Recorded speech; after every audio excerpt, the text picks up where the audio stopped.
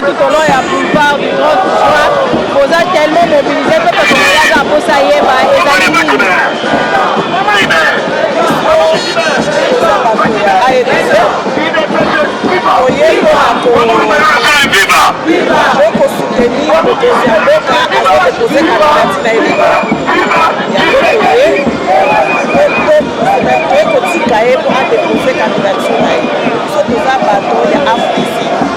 ok, tout le monde est bien Maman Priscille, en tant que femme combattante, le monde est sur la peuple congolais à Zakolanda.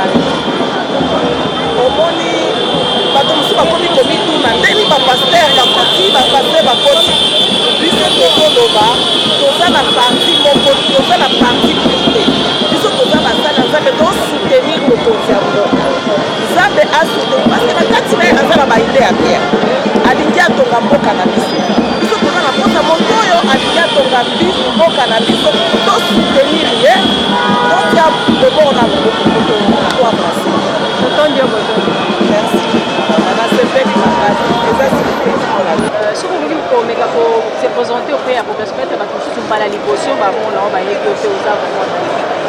oui, là, je vais répondre à la Congo, Lopez Ngalola Tati. Nazali, président et parti politique Union des agriculteurs du Congo, IAC Le Vert ainsi. Où ils allaient regroupement, où ils allaient en Kati. Il y a regroupement, il y a président et l'Assemblée nationale, camarade Christophe Mboussou.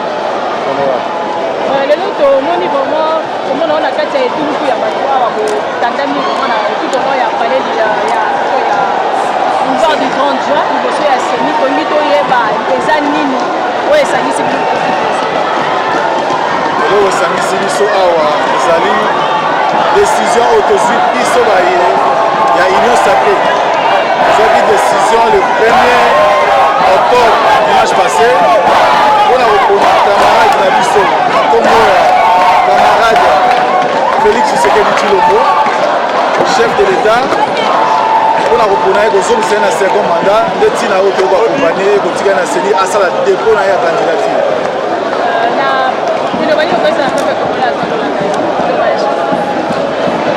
Liloba ya suka ezalaka na mowei, eza na bomoi. Liloba na koloba pour la journée elle est zalete. Totondisa mina esenga pour la accompagner de Boka. Elle s'est proposé candidature pour le deuxième mandat. Et là, le deuxième mandat il y a Sika, fait place à la confiance. Félix Antoine Tshisekedi Tshilombo, chef de l'État, camarade de la Biso ya Union Sacrée, pour tous ceux qui ont renouvelé le deuxième mandat, pour qu'il y ait une élection. Fait place à la confiance, pour que Malunga et Zali Koya, et Salama Kité, et pour Salama Nato et Zali Koya. Mais oui, dans un condiment, tout le monde adversaire à la terrain. Il y a Sali Makambo, il y a Sali Asake. Et puis, Bango, il y a Sali Bayebi. Parce qu'il y a un ordre dispersé. Balobi, unité et l'union fait la force. Tant que vous avez pensé voilà. Ils sont dans un mot très fort. Fachi, béton. Parce que la béton, et ce qui va bien belé, il fallait bailler au Canada ensemble. La Panzani déjà là. Donc, nous avons récupéré mon ressource. Fachi Azotika. Merci, Mingane à la tête. Mbote papa. Mbote maman. Toya tomoni bino botondani pena ebele awa. Oli toyeba tina nini kosakanya. Ezali dépôt ya candidature ya nkumu ya mboka. Mwana ya mboka oyo nzakomba ponaki po ete atelemisa Kongo oyo elelaki ebembe.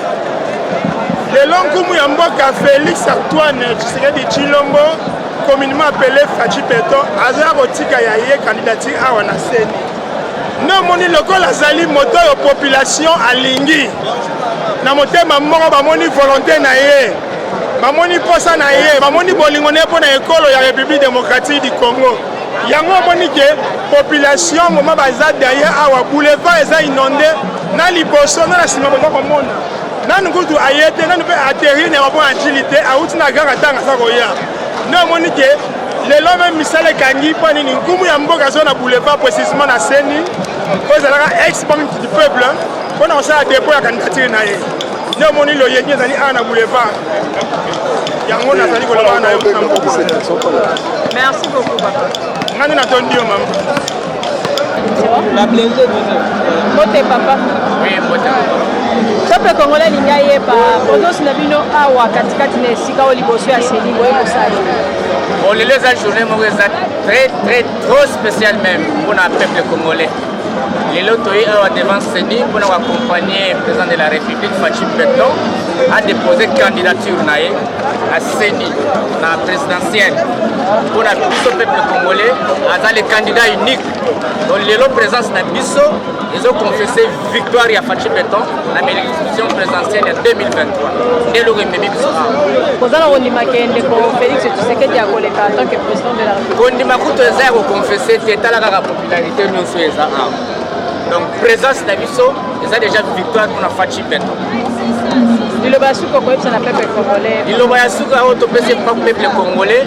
Naba o bayaki, naba o batikali na ndako, vous avez confiance que Fachi Beton a robima, faut soutenir les jours qui sont dans l'élection, de voter à le président de la République, à son deuxième mandat, à son moins en boca, pour y avoir des idées à malam pour retourner en boca na biso.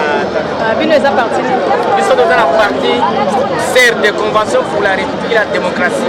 Il y a autorité morale de biso, président Christophe Mbosso Korekwanga, président de l'Assemblée nationale. Vous allez soutenir candidature à chef de l'État. Nous allons soutenir la candidature à chef de l'État. Et d'ailleurs, le président Abisso Mbosso Korekwanga a la première personne qui a coloba publiquement de Fachi Beton, c'est l'unique candidat à la présidentielle de 2023. C'est un journaliste. Soki ko se présenter auprès de la population ba oza ko. Benga la combo ya camarade Rachou Mayamba, candidat aux élections nationales. Merci beaucoup Deko. Tolingi toyeba peuple congolais mo nimi botondani pena ebele awa liboso ya boulevard du 30 juin précisément liboso ya Seni. Tolingi toyeba présence na bino awa ezali mpona nini. Bon, oyo ememi biso na liboso etake bamembre ya union sacrée ezali journée moko ya malamu journée oyo tozokoya kotika candidat na biso oyo aza valable mpo topesa ye mandat mibale yango nde oyo ememi biso na kati ya etonga ya Seni tokotika vraiment candidature na ye donc toko accompagner président ya mboka na biso oyo abengami na kombo ya Fachi Beton. CRD et soutenir chef de l'État. Est-ce que ça ça rappelle que chef de l'État pour les calculs Oui, exactement. CRD est le seul et l'unique parti politique Oyo et Bandaki pour soutenir le président Yambo Kanabiso. Pendant la première meeting, le président Christophe Mbosso Kodakwanga, dans la saga au stade ya Massina, Alobaka Azana candidat Moussouté Oya pour soutenir.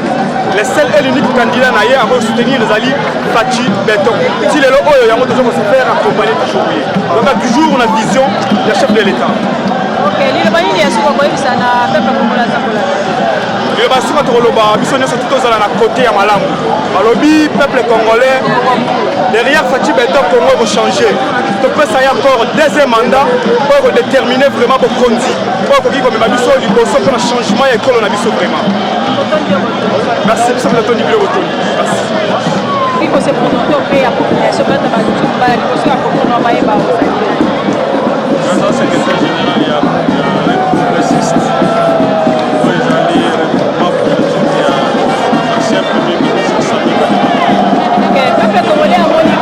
Bato batondami awa liboso ya Seni na motuna balingi koyeba nini mpona esangisi bino katikati na esika toye kotika mwana mboka toye kotika mokonzi ya mboka toye kotika Félix Antoine Tshisekedi Tshilombo awa na Seni mpona atika dossier na ye ya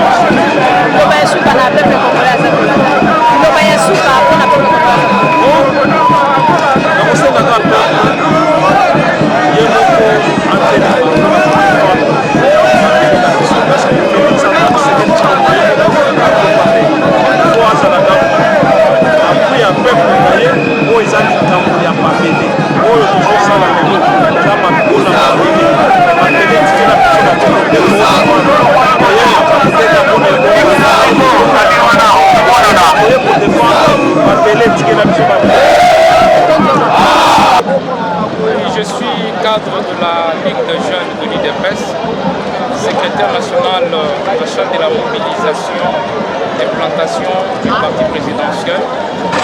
Et également, je suis président national des motocyclistes de l'IDPS, l'ANAMO. Et enfin, je suis l'administrateur de la SCPT. Merci beaucoup. La population veut savoir quelle est l'importance de votre présence ici. Pourquoi vous êtes réunis autant de...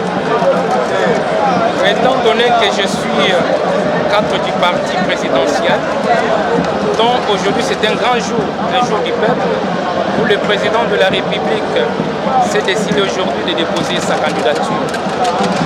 Et nous annonçons au peuple congolais que cette candidature s'inscrit dans un moment très pertinente, dans le sens que vous savez que notre pays est agressé par le Rwanda, où le chef de l'État fournit ses efforts dans les domaines de la sécurité, étant donné que la RDC vient de gagner sur le plan diplomatique, dont aujourd'hui le Rwanda est sous sanction des États-Unis.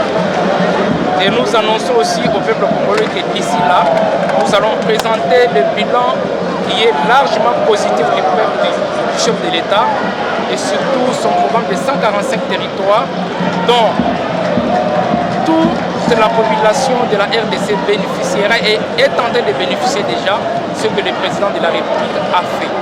Nous osons croire que le mandat du chef de l'État a été largement positif et nous osons croire que le peuple congolais donnera sûrement le président de la République son second mandat pour achever sa mission. Pensez-vous que le chef de l'État, face à tous ses adversaires, pourrait encore récupérer encore le poste et évoquer le second mandat? Oui, le peuple même, le jour du dépôt des candidatures, il y a eu plusieurs candidatures. Où je parle les candidatures fantaisistes, les candidatures commerciales, les candidatures pour se positionner. Et aujourd'hui, vous voyez aujourd'hui cette ribambelle de la population qui vient d'accompagner le chef de l'État. Non, le chef de l'État n'a pas de concurrent pour moi, il n'a pas de concurrent vis-à-vis de ses réalisations.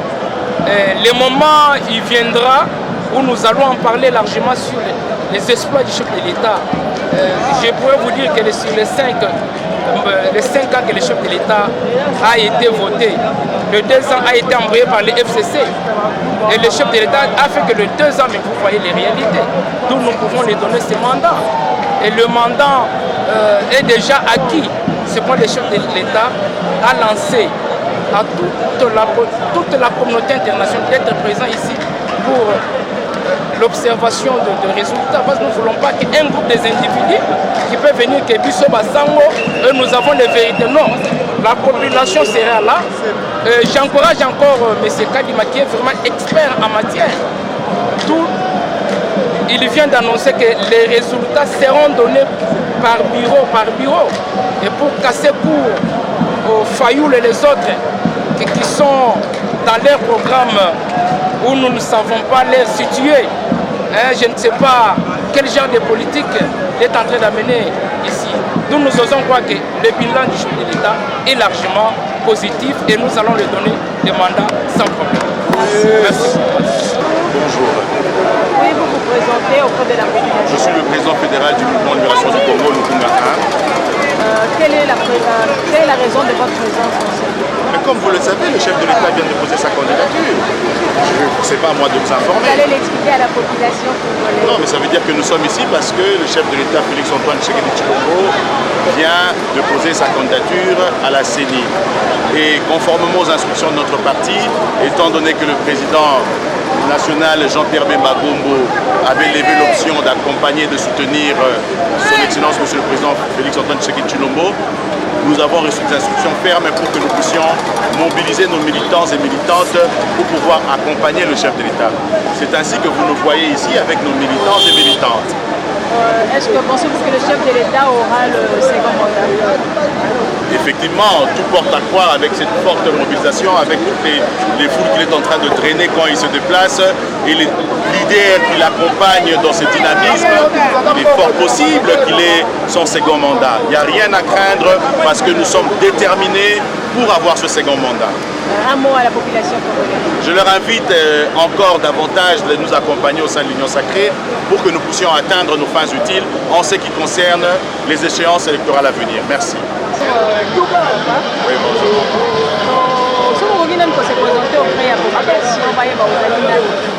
Ok. Oui, Nazali est chargé de la communication, il y a l'UDPS, il y a le territoire, il y a Songolo, la fédération Songolo, même dans Nazali administrateur, il y a marché. Merci beaucoup. Tomoni présence nayo vraiment katika question. On a fait pas bazali ebele. On fait congolais ça comme tout na. On met tout pas bateau ba sakani. Oui, ça ndenge toyebisaki bato eno biso UDPS tomilitaki pendant plus de 37 ans mpona respect ya batexte. Donc toyebisaki bato eno bato bareve te faci ya kosala 5 ans na ye, après 5 ans na ye akoorganize baélection mpo ye moko akozala lisusu nini candidat na propre succession na ye. Alors lelo nde toye komaterialize sikoyo eloko wana toyebisaki bato eno biso epa na biso UDPS tokozala na glissement ata ya jour moko te ata une semaine te organiser vraiment élection na badélai prévu na constitution. Yango nde lelo omoni population congolaise nyonso oyo baadhéré na vision ya chef de l'État mpo baye koaccompagner chef d'État mpo ete adépose candidature na ye na mokolo ya lelo. Liloba nini okoyebisa na peuple congolais par rapport ya lelo tokona baélection oyo ezali? Oui, je pense que non, moment ya campagne électorale nano ebandi te, mais oyo toyebi ezali ke non tozali na bilan oyo eza largement positif ya moko antombolo toreprésente na population toza na projet phare projet na biso ya 145 territoire oyo baréalisation eza presque na baterritoire nyonso soki okiti okodécouvre yo moko ke non ya quelque chose oyo faci asali biso towuti mpena na fin fond kuna donc toza mpena batémoin mpena oculaire ya baréalisation oyo moko antombolo asali toza na projet ya gratuité ya enseignement primaire toza na projet ya gratuité ya accouchement na traitement ya banouveau-né donc wana tozosenga kaka na population ke non barenouveler ce confiance wana faci beton bapesa confiance bavote lisusu po ete acontinue na projet na vision mpo eza nango ya komodernize kongo na biso ngai nde napesi bino merci pena mbote madame tomoni yo awa liboso ya seni tolingi toyeba présence na yo ezali mpona nini? Oui, biso tozali plateforme oyo ebengami chrétien sentinelle du roi. Chrétien sentinelle du roi ezali plateforme oyo ezali ya bachrétien baoyo bazali mpona kosenzela mpona mokonzi ya mboka. Alors ndenge bauti komona ke manda ya liboso mokonzi ya mboka Félix Antoine Tshisekedi Tshilombo azali président, je dis bien ya liboso na kati ya République démocratique du Congo, président oyo a dédié mboka ya Congo na maboko ya Nzambe. J'ai dit le premier président na Congo pona ko dédié République démocratique du Congo na maboko ya Nzambe. Alors c'est ainsi que omoni ke ba réalisation oyo asali na mwa tango ya muke moyen ya kotanga yango ezali te, puisque accueilli au-delà oyo basalaki 30 ans na kati ya mboka oyo na bokonzi batikali koréalize ni budget moko te ni koréhabilité ni kotonga mboka oyo basali yango te. Mais nous avons vu que non, Félix Tshisekedi avec l'aide de Dieu asali makambo ebele. Alors c'est ainsi que lelo toye ko accompagner ye awa mpo ete topesa ye mandat ya mibale. Alors na kati ya mandat oyo ya mibale, je pense que tokopesa ye majorité ya ba député. Alors tant à cause de majorité ya ba député, je pense que Congo oyo ezala bamboka oyo bakangaki bamboka wana nyonso tout ekozala libéré, parce que na minute on azoloba awa FARDC na biso azali ko récupérer. Donc vive la réalisation wana nde biso tolobi que non, cette fois-ci ou jamais azana deuxième mandat na biso yango toye koaccompagner ye na esika oyo mpo ete topesa ye mandat ya mibale ntango azali kodepose candidature na ye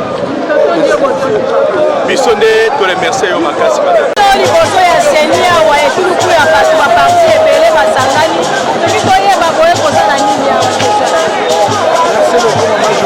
biso tozali baoyo palu ya solo to kizenga tikelaki biso na successeur moko oyo mokili mobimba eyebi mokonzi ya palu na monde mobimba le professeur maître Willy Makiashi asengaki biso lelo tozala mpona kosoutenir depo ya candidature ya mokonzi ya mboka pourquoi omoni todeplasaki na palu mobimba po totanisa soki palu est en forme epalo ayemema sikoyo Félix na mokongo ndenge amema lisusu donc juste soutenir candidature ya mokonzi ya mboka e tozongela biso na mandat c'est pourquoi eyebi bato mpo bandokanza nono eloko kozala te mais voilà y a rien à prouver po plein yango eleki soki palo akote likambo plein ezalaka voilà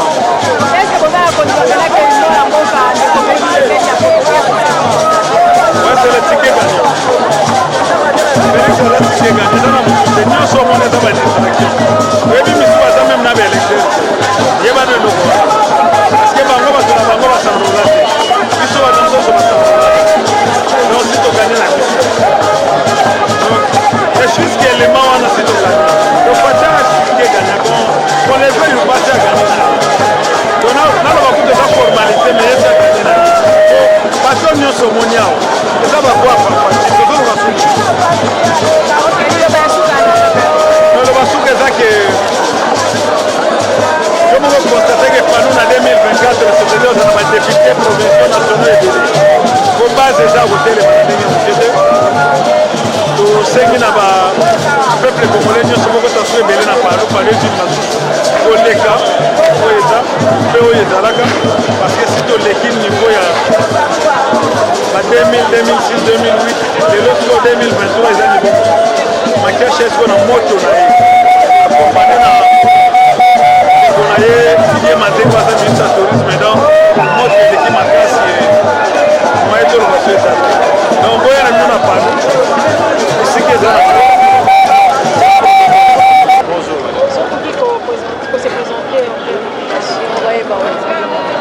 nazali Anthony Nzebu, membre du cabinet secrétaire général de l'INC, président AIP à parti, pour accompagner le secrétaire général président AIP pour la charte de l'État de l'organisation parce que le peuple né au Moni, le seigneur chef de l'État est déposé.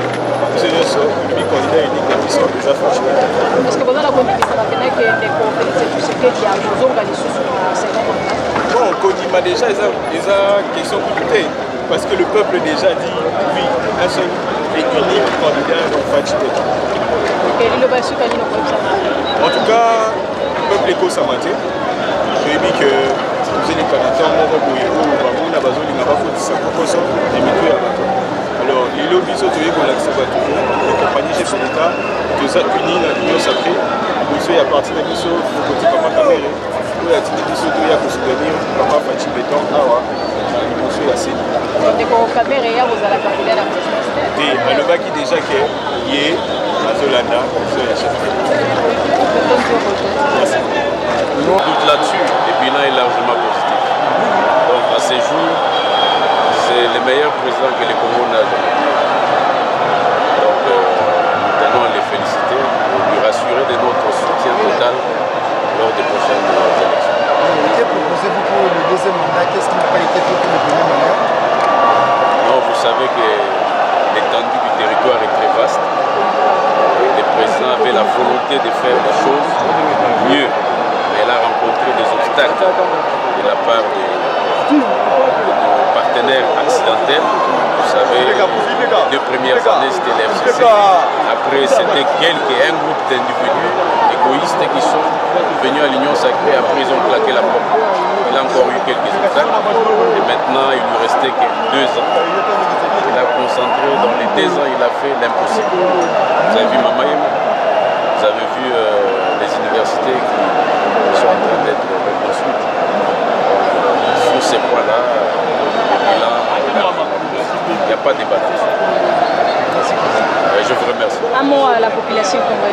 Bon, la population, tosengi na Congolais, na Bakino en particulier, base à la mobiliser pour la maison. Oh, déjà, elle a dit que tolingi mokonzi va se mobiliser ma casse, puisque les enjeux électoraux de cette année ne sont pas les mêmes que ceux que nous avons connus en 2018. Donc, tous à la vigilance. Déjà, Toyoki ba discours et ba opposant. Déjà, préparation et contestation. Ils sont au nous avons mobilisé pour accorder un mandat pour la main au président de la République. Donc, c'est ici l'occasion d'encourager les Kinois parce que Baye est belé. Baza vraiment si ma présidente de la République va payer deuxième mandat. Donc voilà les messages d'encouragement. Bonsoir, je suis Dr Lys Lombéa, la présidente nationale de l'Union pour la démocratie et la République, UDRC. Pensez-vous à un bilan positif de Félix Antoine Tshisekedi? Je ne pense pas, mais je confirme un bilan positif. Vous en avez la preuve avec cet engouement de personnes qui sont venues accompagner le chef de l'État, déposer sa candidature pour son deuxième mandat. Donc c'est la confirmation même que son bilan est positif et que nous voulons le laisser continuer le programme qu'il a établi pour notre pays. Les d'aucuns disent qu'il n'a rien foutu parce que 2 ans est passé avec le FCC-Cash et à chaque fois qu'il réclame qu'il a été combattu, pensez-vous réellement que vous aurez un discours convaincant lors de la campagne électorale? Forcément, nous ne pensons pas à tout ce qui est négatif. Lorsque vous voulez faire quelque chose, il y a toujours des petites encoches, des petites difficultés, mais nous sommes très positifs, nous sommes très regardants sur ce qui a été réalisé. Nous ne regardons pas ce qui n'a pas été réalisé. Le petit laps de temps où il a réellement pu travailler, effectivement, nous avons vu des résultats. Je peux vous répéter la gratuité de l'enseignement, la gratuité de la maternité, les ponts, les écoles, les bâtiments publics. Il a hérité quand même, il faut qu'on se le répète, d'un pays qui n'était pas en très bonnes conditions. Je peux dire qu'il a voulu réanimer le pays. Et réanimer en réanimation, lorsqu'une personne est en réanimation, il faut qu'elle redevienne normale. Là, nous partons de la réanimation à la normalité. En un laps de temps très court, nous disons que le bilan est positif. Et avec le programme qu'il a, forcément, qu'il doit absolument avoir un deuxième mandat pour parachever son programme. Que proposez-vous au chef de l'État Félix pour son deuxième mandat? Qu'est-ce qu'il doit faire, ce qui n'a pas été fait au premier mandat? Évidemment, il y a des choses qui demandent à être améliorées. Tous ces points-là, nous allons nous proposer au chef de l'État de les améliorer, que ce soit dans la classe politique, que ce soit dans les stratégies à mettre ensemble, que ce soit dans les différents programmes à implémenter. Il y en a beaucoup. Différents experts du pays, qu'ils soient politiques ou non politiques, sont disposés. Et nous, les politiques, nous sommes là pour accompagner son programme qui va commencer après décembre 2023. Pour terminer, un petit message au peuple congolais, qui nous en particulier. Bon, le col a beaucoup de le Awa et le Kolobake, Tondimi, Moussala Oyo, président de la République, Tata Mokonzi Mboka, Asali, Namikolo, Nababulo et Leki. Il y a solo ezaki na mwa koko soto nga bandaki musala na ye mutungisi ya bandeko mosusu me ntango asimi misala na ye asali biloko bilembo ezali ebele yango wana na misala oyo akani kosala esengeli topesa ye mikolo misusu mpo asilisa mosala yango atia mboka na biso ekoma na esika ekoki kokende mpe liboso lokola bamboka mosusu tomonaka na bisika mosusu. Merci madame. C'est moi qui vous remercie. Merci Nico. Des primaires citoyennes qui ont été organisées de ces primaires, j'ai été moi délégué par un nouveau mouvement politique, un mouvement qui a été mis en place par des citoyens, des jeunes en majorité et des femmes qui constituent près de 50%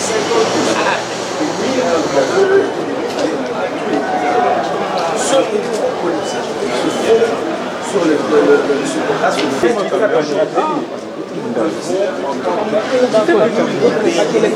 système de gestion prédateur qui n'a que trop duré, qui se perpétue. Nous disons ceci, notre vision politique est basée sur l'engagement politique. Deux, un contrat social. Le contrat social est également une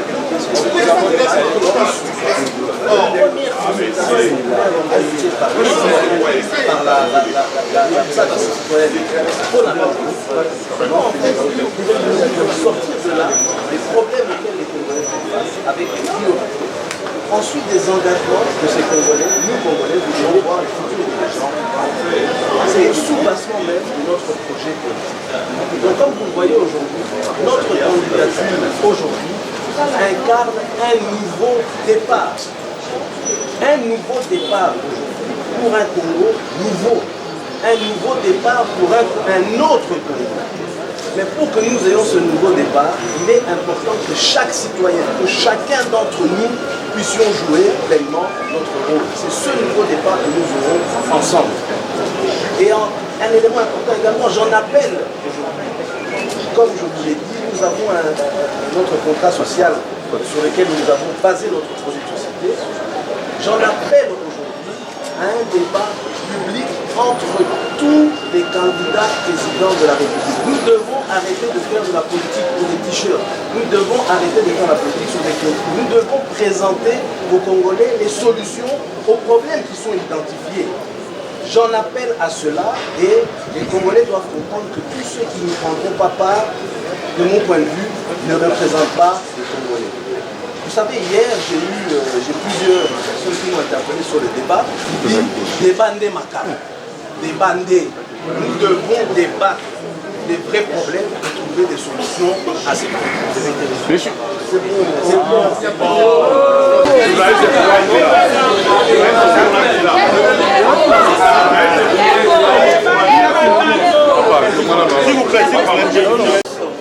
Les montants de la caution que chaque Congolais serait en mesure de qualifier d'exorbitant exclut tout candidat compétent dépourvu de tels moyens financiers au processus électoral qui se doit être inclusif dans une démocratie comme la nôtre. Cette caution exorbitante, consacrée par une loi électorale votée par les deux chambres du Parlement et promulguée par les chefs de l'État en exercice, constitue une barrière financière non négligeable aux potentiels candidats démunis en début de projets cohérents de société. C'est pourquoi je sollicite Son Excellence, Monsieur le Président de la CENI, de prolonger jusqu'au 22 octobre 2023 la date de la clôture du dépôt des candidatures à l'élection présidentielle afin de permettre aux candidats désavantagés financièrement de réunir la somme intégrante de la caution pour pouvoir compétir et ainsi remplir leurs devoirs fondamentaux et leurs droits d'être élus et de se faire élire.